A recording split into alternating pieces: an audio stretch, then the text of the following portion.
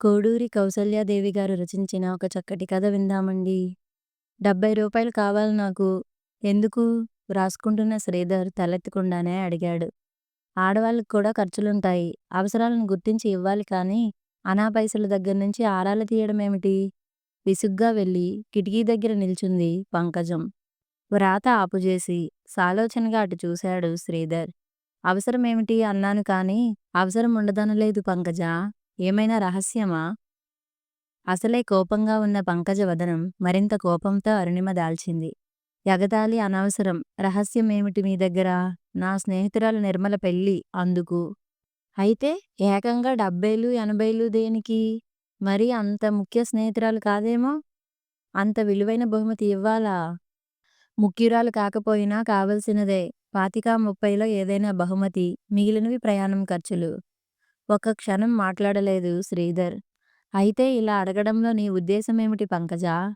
మన ఆదాయ వ్యయాల సంగతి నీకు తెలియనిది కాదుగా అన్నాడు కడకు నెమ్మదిగా. నేను డబ్బు అడిగినప్పుడల్లా ఇలా ఆదాయ వ్యయ పట్టిక ఏకరవు పెట్టడంలో మీ ఉద్దేశమేమిటి? మన జీవితాంతం ఈ సమస్యలుండేవే. స్నేహితురాలి పెళ్లి మాత్రం ఒక్కసారే వస్తుంది. పంకజం కంఠస్వరం తీవ్రంగా ఉంది. నాకా సమస్యలన్నీ అనవసరం. అదొక మాదిరిగా తలపంకిస్తూ నవ్వాడు శ్రీధర్. నీకు పరిస్థితులు అర్థమయ్యే వరకు బోధించవలసిందే. నువ్వనవసరం అన్నంత మాత్రాన వదిలిపోవు. మన పరిస్థితులకు అనుగుణంగా మనం నడుచుకోవాలి కానీ, గగన కుసుమాలను ఊహాలోకంలో దండగ్రొచ్చడం వరకే. ఆ మాల మన కంఠాన్నలంకరించడం ఈ ధోరణిలో అసాధ్యం. ఆశ్చర్యంగా ఇటు తిరిగింది పంకజం. రూ. 70 అడగడం అందరాని ఫలాన్నాశించడమేనన్నమాట. అంత మాత్రానికి కూడా నోచుకోలేదా నేను? పరీక్షగా చూశాడు శ్రీధర్. వంటగదిలో అమ్మతో గాని ఏమైనా ఘర్షణ పడి వచ్చావా? ఏదో ఆవేశంలో ఉన్నట్టున్నావ్? అవును. అణిగి మణిగి పడేవాళ్ళుంటే మీ అమ్మా చెప్తారు, మీరూ చెప్తారు. ఇంతకూ ఇస్తారా ఇవ్వరా? శ్రీధర్ ఊర్మి నశించింది. ఇవ్వననడం కాదు పంకజా. ఈ 250 జీతగాడు నీ ఆర్థిక అవసరాలు, విలాసాలు తీర్చలేడు. మొన్ననే కదా మీ చెల్లెల పెళ్ళికి ఏ విధంగా అయితేనేం 300 ఖర్చయ్యాయి. అందుకేమీ అనను. అది చాలా ముఖ్యం. కానీ అవసరమైనవి, కానివి అన్నీ తట్టుకోలేను. ఓ 20, 25లో ఏదైనా బహుమతి పంపించు. నువ్వు వెళ్ళక్కర్లేదు. నా స్నేహితురాలి పెళ్ళికి నేను వెళ్ళాలో అక్కర్లేదో నాకు తెలుసు. అంతలో 3 ఏళ్ల కొడుకు రఘు అటుగా రావడంతో సంభాషణ ఆగింది.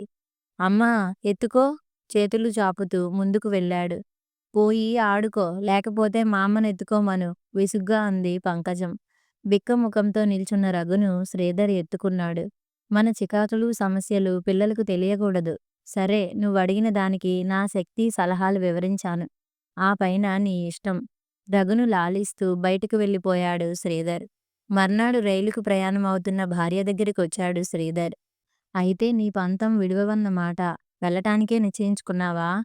మీ డబ్బేమీ ఇవ్వక్కర్లేదులెండి. బాధపడకండి. ఓ మీ మా చాలా దూరం పోయావు. అయితే డబ్బెక్కడిదో తెలుసుకోవచ్చా? ఉంగరం అమ్మేశాను. ముక్తసరిగా అంది పంకజం. ఉలిక్కి పడ్డాడు శ్రీధర్. ఏ ఉంగరం? నాకున్నదొక్కటే ఉంగరం. షాక్ తిన్నట్లయ్యాడు శ్రీధర్. పెళ్లినాడు నేను స్వయంగా నీ వ్రేలికి తొడిగినదా? అది అమ్మడానికి నీకు చేతులెలా వచ్చాయి? అంతో ఇంతో చదువుకున్న దానివి కూడాను. తెలుసుకుంటే ఆనాడు నేను కట్టిన మంగళసూత్రమంత విలువైనది ఆ ఉంగరం. ఆ మాటలలో ధ్వనిస్తున్న వ్యధను పంకజం ఏమాత్రమూ గుర్తించలేదు. పెట్టే తాళం వేసి వస్తూ మంగళసూత్రాలను, జందెపు పోగులను పూజించే కాలం కాదిది. ఇన్ని విలువలు తెలిసిన మీకు నా కోర్కె విలువ తెలియకపోయిందా? జవాబుకు ఎదురు చూడకుండానే వెళ్ళిపోయింది. రాత్రి తీరికగా వాలుకుర్చీలో పడుకుని కొడుకును గుండెలపై కూర్చోబెట్టుకుని కబుర్లు చెప్తున్నాడు శ్రీధర్. కొంతసేపటికి పంకజం వచ్చింది గదిలోకి. మా అమ్మ పిలుస్తున్నారు రఘు, వెళ్ళి పడుకో. నిద్దలో లాటం లేదమ్మా. ఆ నత్తి మాటలకు ముద్దు పెట్టుకుంటూ లేవదీసి రఘును అత్తగారికిచ్చి తిరిగి వచ్చింది పంకజం. శ్రీధర్కు దగ్గరగా ఒక కుర్చీ లాక్కొని కూర్చుంది. కొద్దిసేపు ఎవరూ మాట్లాడలేదు. మెల్లగా పంకజం సంభాషణకు ఉపక్రమించింది. నేను ఉద్యోగం చేస్తే మీకేమైనా అభ్యంతరమా? ఆ ప్రశ్నకు శ్రీధర్ చలిస్తాడని భావించింది పంకజం. కాని అతడి ముఖ కవలికలలో ఆమెకేమీ మార్పు ద్యోతకమవ్వలేదు. నిజానికి శ్రీధర్ చలించాడు. ఊహించని ఆ ప్రశ్న వినగానే వర్ణించరానంతగా అతడి మనోహృదయాలు కదిలిపోయి చాలాసేపు స్థాణువులా ఉన్నట్లే ఉండిపోయాడు. కడకు మందస్వరంతో అడిగాడు. అయితే నీకభ్యంతరం లేనట్టేనా? లేదు గనుకనే ఆ నిశ్చయానికొచ్చాను. ఇన్నాళ్ళు లేని ఆలోచన నీకిప్పుడెందుకు కలిగింది? మీకు తెలియదా నా అవసరాలకు ఒకరిపై ఆధారపడకుండా ఉండటానికి? అవసరాలు అనకు. అవసరం ఆర్థిక అవసరం ఒకటే తీరుతుంది ఉద్యోగం వల్ల. అయినా నువ్వు పాసయింది ఇంటర్మీడియేట్. అదీ ఆర్ట్స్ గ్రూప్‌లో. మహా వస్తే ఓ 70, 90 రూపాయలు కంటే ఎక్కువ రాదు. అదైనా అతి ప్రయత్నం మీద. గ్రాడ్యుయేట్స్‌కే అతీ గతీ ఉండడం లేదు. పర్వాలేదు అంతే చాలు. ఉద్యోగం నేను సంపాదించుకోగలను. ప్రయత్నిస్తే మార్గమే ఉండకపోతుందా? అయితే అన్నీ ముందే నిర్ణయించుకున్నావన్నమాట. నా సంగతి సరే సరి. రఘుని ఏం చేద్దామని? మొన్న నువ్వు నిర్మల పెళ్ళికెళ్ళిన 2 రోజులు సముదాయించలేకపోయాను. ఒకటే ఏడుపు. కఠినంగా సమాధానం చెప్పింది పంకజం. ఒకరి ఏడుపు కోసం, మరొకరి అయిష్టత కోసం చిన్న చిన్న కోర్కెలను, సరదాలను కూడా చంపుకొని జీవచ్ఛవంలా బ్రతకలేను. రఘును అత్తగారు చూసుకుంటారు. లేకపోతే 4, 5 రూపాయలకొక నౌకరు కుర్రాన్ని ఏర్పాటు చేస్తాను. బరువుగా నిట్టూర్చాడు శ్రీధర్. బిడ్డ విషయంలో తల్లిగా నీ బాధ్యత అంతేనన్నమాట. నువ్వు పారేసే డబ్బుకు నౌకరైతే వస్తాడు కానీ, నీ బాధ్యత, మమత, లాలన లభిస్తాయా బాబుకి వాడి ద్వారా?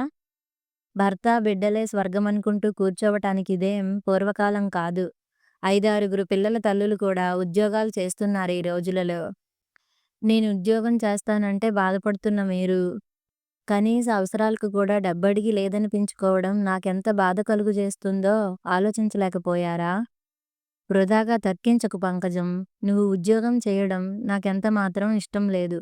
ఆర్థికంగా ఏమైనా బాధలుంటే ఉద్యోగం చేసినా అర్థముంది. చెయ్యాలి కూడా. కానీ ఆలోచించి చూడు. మనకి ఏ లోటు లేకుండా గడిచిపోతుంది.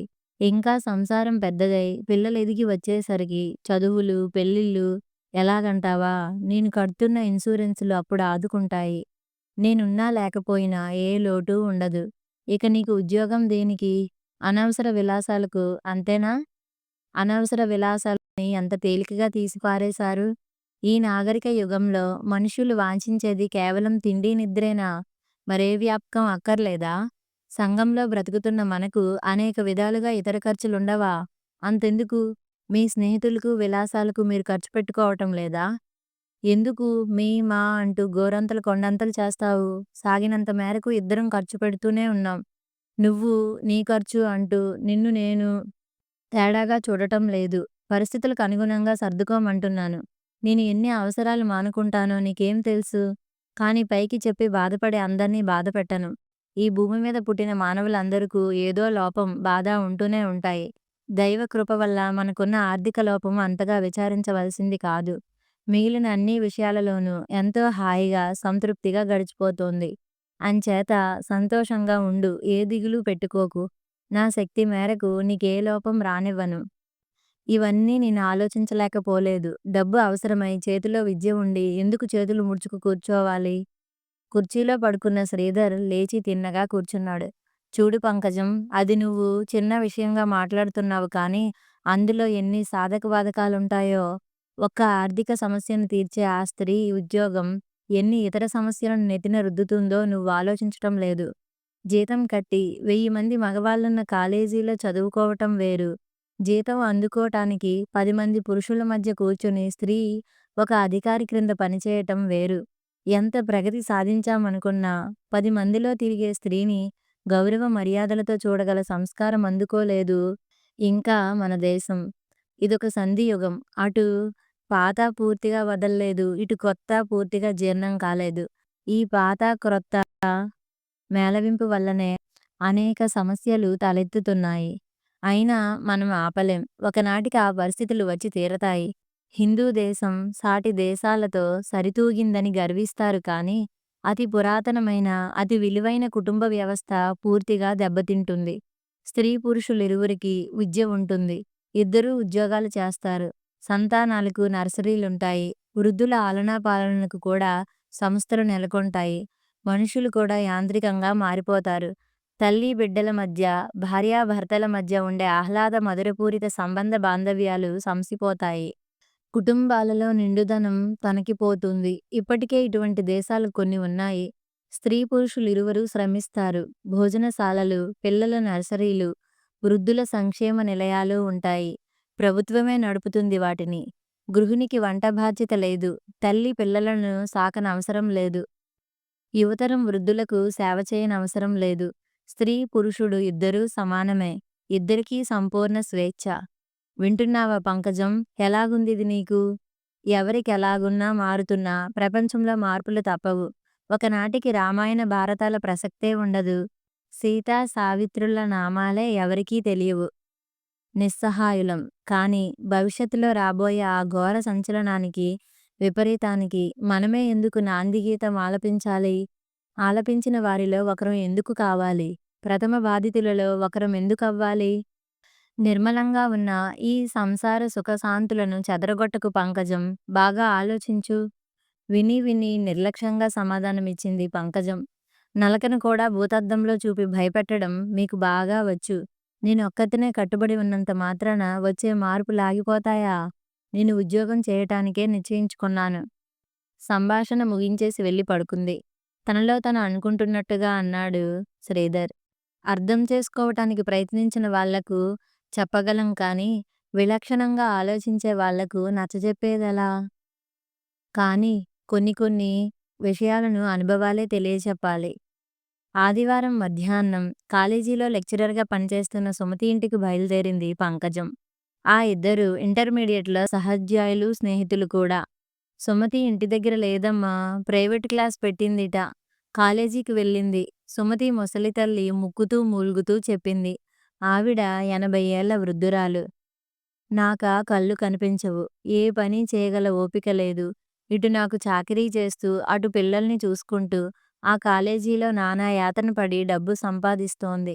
ఆదివారం కూడా ఖాళీ లేదు. ఇంట్లో పిల్లలందరికీ జ్వరాలు. అదొచ్చే వరకు వాళ్లకు మంచినీళ్ళిచ్చే గతి కూడా లేదు. దేవుడెన్ని పాట్లు రాశాడు? కళ్ళొత్తుకుంటూ చెప్పింది ముసలామె. సానుభూతితో ఇల్లంతా కలియజూసింది పంకజం. సుమతి పిల్లలు నలుగురు రోగాలతో మంచాల మీద పడి ఉన్నారు. ఇల్లంతా చీదరగా, తుక్కుతో, మాసిన బట్టలతో గలీజుగా ఉంది. ఒక పిల్లవాడు అదే పనిగా అమ్మా, అయ్యో అంటూ మూల్గుతున్నాడు. పంకజం దగ్గరికెళ్ళి చూసింది. వళ్ళు కాలిపోతోంది. మరో పిల్ల ఎందుకో తనలో తనే క్రుళ్ళి క్రుళ్ళి ఏడుస్తోంది. పంకజం అడిగితే కాఫీ కావాలి. అమ్మ వచ్చే వరకు ఎవరిస్తారు? అంది మరింత వెక్కి వెక్కి పడుతూ. పంకజం మనసు జాలితో కరిగిపోయి కండ్లలో నీళ్లు నిలిచాయి. పాపం సుమతి భర్త కలరా తగిలి చనిపోయాడు. అదృష్టవశాత్తు సుమతికి చదువుంది. అది కూడా లేకపోతే ఇంకా ఎన్ని బాధలు పడుదురో. కాఫీ కాచి పిల్లలకు, ముసలమ్మకు ఇచ్చి ఇల్లు శుభ్రంగా సర్ది సుమతి కోసం చూస్తూ కూర్చుంది పంకజం. 4:30కు సుమతి వచ్చింది ఉస్సూరనుకుంటూ. వస్తూనే పిల్లల పక్క దగ్గరకెళ్ళి ఒక్కొక్కళ్ళని చూసుకుంది. టెంపరేచర్ చూసి ఏం కావాలో అడిగింది. పంకజం పిన్ని ఇచ్చారు కాఫీ అని చెప్పాడు కాస్త జ్ఞానం ఉన్న 10 ఏళ్ల పిల్లవాడు. నీక్కూడా ఉంది ఆ ఫ్లాస్క్లో, తీసుకో అంది పంకజం. థాంక్స్, దా ఇద్దరం తీసుకుందాం అంటూ సుమతి పంకజం పక్కన కూర్చుంది. చూస్తున్నావా నా అవస్థ? ఆయన ఉన్నన్నాళ్ళు ఎంత సౌఖ్యంగా గడిచిపోయిందో. అన్ని పాట్లు పడుతున్నాను. దేవుడికి నాపై దయలేదు. ఈ పిల్లల్ని చూసుకోవాలి. చచ్చేలా చాకిరీ చేసుకోవాలి. అటు కాలేజీలో చచ్చేట్టు అరిచి అరిచి పాఠం చెప్పాలి. అదేనా మర్యాదగానా? ఒకడు కుక్క కూత, మరొకడు గాడిద అరుపు, ఇంకొకడు ఇకిలించడం. ఒక అవస్థ కాదు. పరీక్షలు దగ్గరకొస్తున్నాయి. కోర్సు అవ్వలేదని మొన్న చీఫ్ పిలిచి వ్యాఖ్యానించాడు. ఏదో ఒక అల్లరి ఆర్భాటం చేస్తూ ఈ స్టూడెంట్స్ కోర్సు అవ్వనివ్వరు. పాఠం జరగదు. వాళ్ళను గట్టిగా ఏమైనా అంటే స్ట్రైకులు. దాంతో ఇటు స్టూడెంట్స్ స్కూల్లోకివే, అటు లెక్చరర్ స్కూల్లోకివే. గతిలేక చేయడం కానీ, లెక్చరర్, ప్రొఫెసర్, ఆఫీసర్ అంటూ పెద్ద గంభీరంగా వినిపిస్తాయి ఈ ఉద్యోగాలు. నిజానికి అవన్నీ ఒక రకం కూలి పనులే. ఈ పిల్లలంతా ఫ్లూ జ్వరంతో పడి ఉన్నారు. వేరే చూసే దక్షత లేదు. అయినా చచ్చినట్టు ప్రైవేట్ క్లాస్ పెట్టి చెప్పి వచ్చాను. ఇప్పుడు వచ్చానా? ఆస్పత్రికి పోయి మందు తేవాలి. బజారుకి పోయి ఏమైనా పళ్ళు, కూరలు తెచ్చుకోవాలి. ఇంటికొచ్చి మళ్ళీ ఇంటెడు చాకిరీ చేసుకోవాలి. తెల్లారి కాలేజీలో కోతులకు చెప్పబోయే పాఠం కాస్త చూసుకోవాలి. కర్మ! మొఖం కొట్టుకుంది సుమతి. పంకజం చూడకుండా అటు తిరిగి కళ్ళు తుడుచుకుంది. ఈ పిల్లలు కాస్త ఎదిగి వచ్చేదెప్పుడో, నా పాట్లు తీరేదెప్పుడో గాద్గదికంగా అంది. పోనీ ఒక వంట మనిషిని పెట్టుకుంటే? అడిగింది పంకజం. ఆ సౌభాగ్యమూ అయింది. ఒక్కర్తే ఇంట్లో నెల్లాళ్ళపాటు వచ్చే సరుకులన్నీ వారం రోజులకే అయిపోయాయనేది. ఇంటికి పట్టుకుపోయేదో, దుబారా చేసేదో తెలియదు. మరొకడు 2 రోజులు చేసి రేడియో పట్టుకు చక్కా పోయాడు. ఇక హడలిపోయి వంటవాళ్ళ పేరెత్తడం మానేశాను. కొంచెం సేపు కూర్చొని వెళ్ళిపోయింది పంకజం. సుమతి ద్వారా ఉద్యోగ ప్రయత్నం చేద్దామనుకున్న ఆమె ఉద్దేశం సుమతి కుటుంబ స్థితి కళ్ళారా చూశాక, సుమతి కష్టసుఖాలన్నీ చెవులారా విన్నాక మనసులోనే సమాధి అయిపోయింది. సుమతి ఏమైనా ఉద్యోగం ఇప్పిస్తానందా? అని అడిగాడు శ్రీధర్ రాత్రి. నేనందుకు వెళ్ళలేదు అంది పంకజం ముక్తసరిగా. దీపావళికి రమ్మని మామగారు ఉత్తరం వ్రాశారు అని లెటర్ అందించాడు ఒకరోజు శ్రీధర్. అందుకొని ఆత్రతగా చదువుకుంది పంకజం. పండక్కి మా పెద్ద చెల్లెలు కూడా వస్తోందిట. మరెప్పుడు వెళ్దాం? వారం రోజులే ఉంది అంది ఒక విధమైన ఉత్సాహంతో. అందుకు సమాధానం అత్తగారి నుంచి వచ్చింది. ఈ మధ్యనేగా చెల్లెల పెళ్ళికి వెళ్ళి నెల్లాళ్ళుండి వచ్చావు. పుట్టింట్లోనే కాదు పండగ ఎక్కడా ఉంది. ఓసారి స్నేహితురాలి పెళ్ళి, మరోసారి చెల్లెల పెళ్ళి, ఇంకోసారి పండగ అంటూ తిరగడమేనేమిటి అస్తమాను? శ్రీధర్ మెల్లగా లేచి వెళ్ళిపోయాడు ఆఫీస్ టైమయింది అంటూ. చర్రున కోపం వచ్చింది పంకజానికి. ప్రతిదానికి అందరి సలహాలు అనవసరం. నా పుట్టింటికి నేను వెళ్ళటానికి కూడా నీతిబోధలేనా? జయమ్మ అసలే ముక్కోపి. ఒక్క దీపావళికేం పోయి శాశ్వతంగా అక్కడే పడుండు అని దర్జాగా అక్కడి నుంచి లేచి వెళ్ళిపోయింది. పంకజం ముఖం కోపంతో జేవురించింది. సుడిగాలిలా వెళ్ళింది భర్తగదిలోకి. తలదువ్వుకుంటున్న శ్రీధర్ అద్దంలో భార్య ప్రతిబింబం చూసి కూడా చూడనట్లే ఊరుకున్నాడు. ఇంకొక్క క్షణం ఉండని ఇంట్లో ఒక్క గావుకేక పెట్టింది పంకజం. గమనించనట్లే టైకొట్టుకోసాగాడు శ్రీధర్. మీకే చెప్పేది వినపడటం లేదు? ఉడుకుమోత్తనంగా అరిచింది తిరిగి. ఏమిటి? అన్నాడు శ్రీధర్ తల తిప్పకుండానే తాపీగా. అద్దంలో చూస్తూనే ఉన్నాడు ఆమె రౌద్రాకారం. ఏమిటట ఏమిటి? ఏమీ ఎరగనట్టు పండక్కు పుట్టింటికి వెళ్తానంటే శాశ్వతంగా పుట్టింట్లోనే ఉండమనే మనిషెక్కడా ఉండదు. నాకేం బెదిరింపా? మహారాణిలా ఉంటాను. ఈ దరిద్రము తప్పుతుంది. నన్ను భరించలేనంత వేదది కాదు నా పుట్టిల్లు. తప్పు తప్పు. బీద ఇంట్లో దానవైతే నన్నెలా కొనుక్కుంటావు ఇన్ని వేలు పోసి? తర్వాత ఆలోచిద్దాం కానీ భోజనం చేద్దాం నడు. ఆకలి జాస్తైన కొద్దీ తెలివి నాస్తిట. ఇంకా భోజనం పడక మంచి జోరుగా ఉంది ధోరణి. భార్య చెయ్యి పట్టుకున్నాడు నవ్వుతూ. నేను రాను చెయ్యి విదిలించుకొని వెళ్ళి పెట్టె సర్దుకోసాగింది. కోపంగా ఉన్నా అందంగానే ఉన్నావు సుమా. నీకు సత్యభామ పేరు పెట్టవలసిందసలు. నవ్వుతూ నవ్వుతూ పరిస్థితి తేల్చేయ చూశాడు శ్రీధర్. కానీ పంకజం ఆ హాస్యమేమీ పట్టించుకోలేదు. వెంకమ్మ, చాకలింటికెళ్ళి బట్టలు ఉతికినా సరే లేకున్నా సరే పట్టించుకొచ్చేయ్ అని పనిమనిషికి ఆజ్ఞాపించింది. పరిస్థితి విషమించిందని గ్రహించాడు శ్రీధర్. దగ్గర కూర్చొని బ్రతిమాలుతున్న ధోరణిలో అన్నాడు. చూడు పంకజం, ఏమిటి తొందరపాటు? వయస్సు అధికమైన కొలది చాదస్తులవుతారు. నీకు ఆవిడతో వాదమెందుకు? వెళ్ళాలని ఉంటే నేను పంపను. చాలా సంతోషం. నాకు మీ అధికారాలు వద్దు, మీ దయాధర్మాలు వద్దు. 4 ఏళ్లు భరించాను. ఇక నా వల్ల కాదు. నా దారి నన్ను చూసుకోనియండి. పెట్టి సర్దుకుంటూనే స్థిరంగా అంది పంకజం. సరే నీ ఇష్టం. ప్రస్తుతం ఏం చెప్పినా వినేటట్టు లేవు. ఆఫీస్కు వెళ్ళిపోయాడు. 11 గంటలకు ఆఫీస్ పియూన్ వచ్చి ఒక కవరిచ్చాడు పంకజానికి. అయ్యగారిమ్మన్నారంటూ.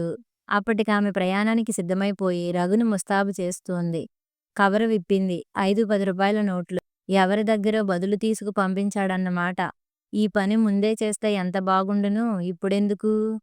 మిమ్మల్ని రైలుకు పంపి రమ్మన్నారండి అన్నాడు బంట్రోతు. అవసరం లేదు, నువ్వు వెళ్ళొచ్చు. ఈ కవర్ కూడా వారికే ఇచ్చేయి. వాడు నిర్ఘాంతపోతూ వెళ్ళిపోయాడు. వీధిలో ఝట్కా నిల్చుంది.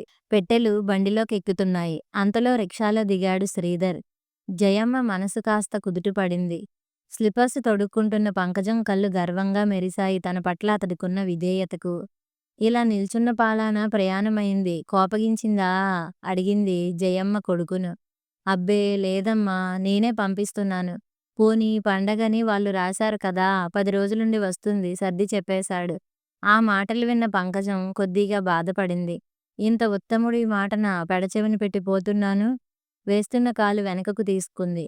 ఏం రెడీయేనా? అన్నాడు శ్రీధర్ భార్యనుద్దేశించి. కరుగుతూ కరుగుతూ ఉన్న పంకజం మనస్సు మళ్ళీ బిగిసిపోయింది. ఆ! అంది పెడసరంగా. వెళ్ళి బండెక్కి కూర్చుంది. మనవడిని అందిస్తూ, "బిడ్డ జాగ్రత్తమ్మా! వేళాపాళా నీళ్ళూ పాలు చూస్తుండు" అంది జయమ్మ. పంకజం మాట్లాడలేదు. వెళ్తున్నట్టు చెప్పలేదు. వెయిటింగ్ రూంలో కూర్చోబెట్టి టికెట్లు కొని టిఫిన్, కాఫీ పట్టించుకొచ్చాడు శ్రీధర్. చేతిలోనున్న చామంతి దండ అందివ్వబోయాడు. అక్కర్లేదంటూ ముఖం తిప్పుకుంది పంకజం. లోలోపల మహా కష్టంగా ఉంది శ్రీధర్‌కు. కానీ పైకి చాలా శాంతంగా నవ్వుతూనే ఉన్నాడు. పువ్వులు బలవంతంగా జడలో పెట్టాడు. కానీ కాఫీ మాత్రం ఎంత ప్రయత్నించినా త్రాగించలేకపోయాడు. ప్యూనుని పొమ్మన్నావని నేను వచ్చాను అన్నాడు సంభాషణ ప్రారంభిస్తూ. పంకజం ఏమీ అనలేదు. ముఖం మాత్రం చంద్రకాంతలాగుంది. పెట్టె తాళం ఒకసారిస్తావా? అడిగాడు. ఓ చూసుకోండి. మేవేం తీసుకుపోవడం లేదు. తాళం ఇచ్చి బాత్రూంలోకెళ్ళిపోయింది. కానీ ఆ సమయంలో అతడి వదనం గనుక చూసి ఉంటే అదిరిపోయేదే. ఆమె తిరిగి వచ్చేసరికి పెట్టె మూసి తాళం బిగిస్తున్నాడు శ్రీధర్. ట్రైనెక్కించి క్రింద నిల్చున్నాడు శ్రీధర్. పర్సులోంచి రూ. 50 తీసి ఇవుంచు తర్వాత ఇంకా పంపిస్తాను అన్నాడు. ఆమె చెయ్యి చాపలేదు, తీసుకోలేదు. అసలింక నేను అక్కర్లేదా పంకజం? పూర్తిగా తెగతెంపులు చేసుకు వెళ్తున్నావా? పంకజం మాట్లాడలేదు. అప్పటికే కంపార్టుమెంటులో అందరి దృష్టిని ఆకర్షించారు. చక్కటి ఈడు జోడు అంటోంది ఓ ముసలమ్మ. ఇక విసుగనిపించింది శ్రీధర్‌కు. పంకజం పండక్కు వెళ్తున్నావు అంతే. ఎన్నాళ్ళుండాలనుంటే అన్నాళ్ళుండిరా. మరో భావం కానీ, కోపం గానీ పెట్టుకోకు. మరో నెలైనా సరే, ఏడాదికైనా సరే, లేక రేపే అయినా సరే. రావాలనిపించగానే నిస్సందేహంగా రా. నీ కోసం, రఘు కోసమే ఎదురు చూస్తుంటాను. డబ్బు రఘు షర్టు జేబులో ఉంచి త్వరగా వెళ్ళిపోయాడు. అల్లుడుగారు రాలేదేమ్మా పంకజం? బావ రాలేదేం చెల్లాయ్? బావేడి అక్కయ్యా? అన్నగారు రాలేదటమ్మా పంకజం. గుమ్మంలో అడుగు పెడుతుండగానే తల్లి, వదిన, అన్న, తమ్ముడు అందరూ అదే ప్రశ్న. వివాహమైనది మొదలు ఇంతవరకు అతడెప్పుడూ పంకజాన్ని ఒంటిగా పంపలేదు మరి. సెలవు దొరకలేదు. తెచ్చిపెట్టుకున్న నవ్వుతో సమాధానమిచ్చింది. నా రాకకు ప్రాముఖ్యం లేదు. ఆయనెందుకు రాలేదో కావాలి అందరికూ లోలోన విసుక్కుంది.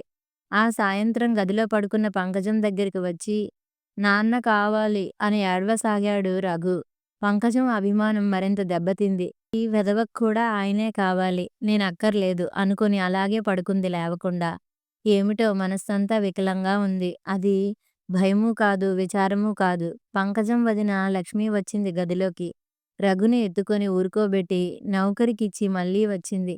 ఇంకా ఇలా పడుకున్నావేమిటమ్మా? మీ అన్నయ్య సినిమా ప్రోగ్రాం వేస్తేను.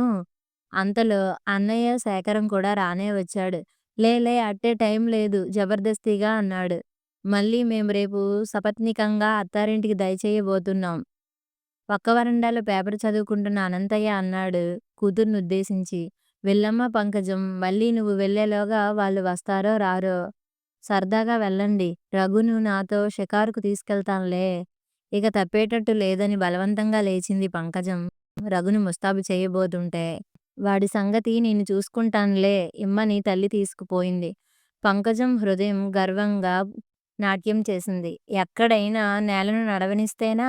అత్తింటికి పుట్టింటికి ఎంత తేడా? భర్త, అత్తగారు వచ్చి కాళ్ళు పట్టుకునే వరకు వెళ్ళకూడదనుకుంది. సినిమా నుంచి తిరిగి వచ్చేటప్పటికి రఘు అమ్మమ్మ పక్కలో పడుకొని నిశ్చింతగా నిద్రపోతున్నాడు.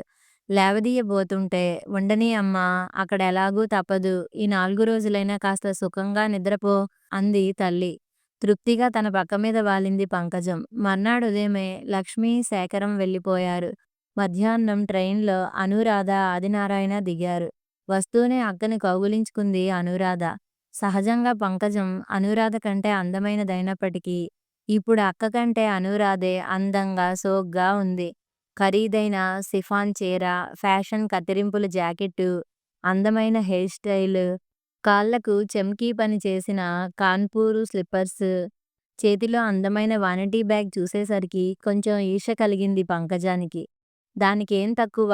ఢిల్లీలో కాపురం, గెజిటెడ్ ఆఫీసర్ భార్య, అత్త అదుపాజ్ఞలు లేని స్వతంత్రం. అలాగుండాలి జీవితమంటే అనుకుంది. నన్ను బీదవాళ్ళకు, మామూలు ఉద్యోగస్తుడికి చేశారు నాన్నగారు అని కొంచెం కోపం కూడా వచ్చింది.